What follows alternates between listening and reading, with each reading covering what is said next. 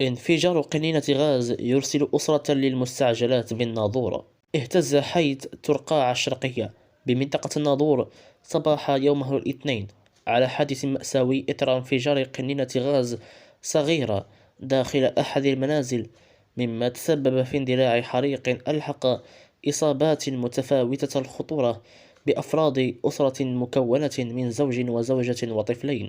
الحادث حسب المصادر وقع حوالي الساعة 10 صباحا، حيث تفاجأت الأسرة بتسرب الغاز الذي سرعان ما أدى إلى انفجار القنينة واشتعال النيران في المنزل.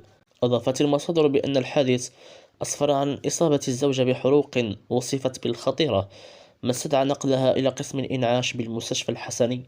أما الزوج وطفليهما فقد أصيبوا بجروح متفاوتة الخطورة، حيث خضعوا للعلاج بقسم المستعجلات بالمستشفى ذاته، حيث لا زالوا تحت الرعاية الطبية لغاية عمل هذا الفيديو.